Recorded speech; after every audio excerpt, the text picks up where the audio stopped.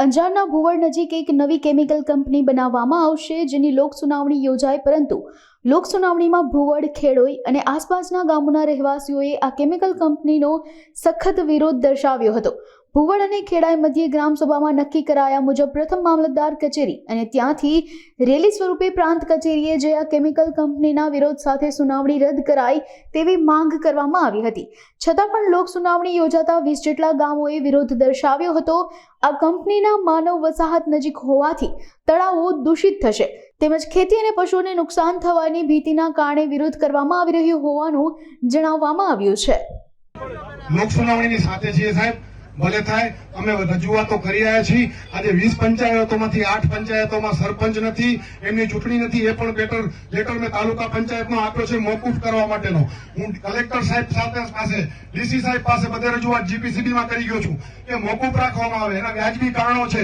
એક તો આટલો ખતરનાક પ્લાન્ટ આવતો હોય ત્યારે અમને બધી પંચાયતોને હક છે. બીજું કે આ જે ઈઆઈ રિપોર્ટ છે એ પંચાયતોને તમે કહો છો ભલે પહોંચ્યા, પબ્લિકને લોક સુનાવણી છે, લોકોને સાંભળવા. તમે અધિકારીને મોકલ્યા, એનાથી લોકો સુધી પહોંચ્યા એવું માનવામાં નથી આવતું.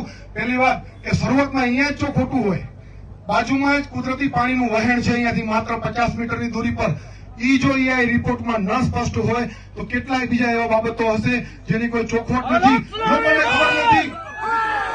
રિપોર્ટ જ માન્ય નથી, અમને રિપોર્ટ જ માન્ય નથી. અને બીજો મુદ્દો અમારો સાહેબ કે ઈ રિપોર્ટમાં બતાવતા હોય કે આમ કરીશું તેમ, પણ જો પહેલું જ દબાણ કર્યું છે તો એ ભવિષ્યમાં કયું ઉલ્લંઘન નહીં કરે. મને ખબર છે કે આ દબાણનો મુદ્દો જીપીસીબીમાં નથી આવતો, પણ સાહેબ હું આપને જણાવું છું, દબાણ સ્પષ્ટ થવું જોઈએ. આ ગ્રામજનોની માંગ છે, નહીં તો અમે જઈ રહ્યા છીએ આપની ઓફિસમાં ત્યાં આંદોલન ધરણા ઉપર બેસવા.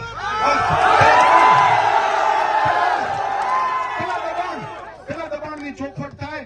બીજું, 3 મહિના પછી રાખો આપ લોક સુનાવણી. લોકોને ઈઆઈ રિપોર્ટ અમને આપો, અમે પંચાયતો વેબસાઇટ પરથી ડાઉનલોડ કરી અને ગામે ગામ ફરાવશું, લોકોને માહિતગાર કરશું. અમને અભ્યાસ કરવાનો સમય મળવો જોઈએ. આ 4 દિવસમાં જેટલા તજજ્ઞ કે જેટલા હોશિયાર માણસો છે એવા 4-5 માણસો ઈઆઈ રિપોર્ટ વાંચ્યો છે. તમે ખાલી તમારા મોઢે પૂછો, તમને ઈઆઈ રિપોર્ટ મળ્યો છે સાહેબ? તમે મોદી સાહેબ ને મોઢે પૂછો પંચાયતોને.